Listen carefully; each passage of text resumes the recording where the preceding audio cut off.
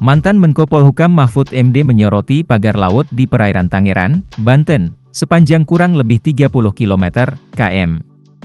Ia pun berharap persoalan pagar laut diungkap secara jelas oleh menteri terkait. Menteri-menteri yang kementeriannya terlibat dalam pembuatan izin dan HGU laut tak harus takut. Yang bertanggung jawab secara pidana adalah aktor intelektual, pelaku, dan peserta yang ada niat, tulis Mahfud dalam akun media sosial X, yang dikutip Senin, 27 Januari 2025. Menurutnya, pihak yang bertanggung secara pidana dalam hal pembuatan izin dan HGU pagar laut merupakan pejabat bawahan menteri yang menerima delegasi wewenang.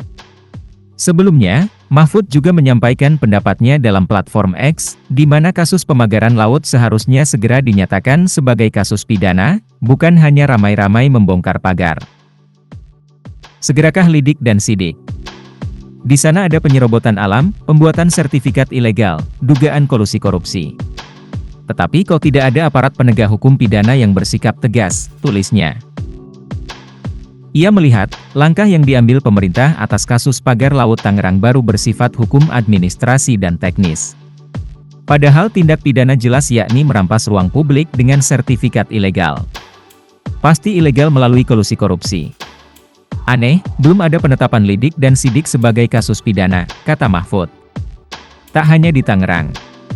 Pada kesempatan yang lain, Menteri Kelautan dan Perikanan, KP, Sakti Wahyu Trenggono mengungkapkan bahwa persoalan keberadaan pagar laut tidak hanya terjadi di wilayah perairan Kabupaten Tangerang, Banten.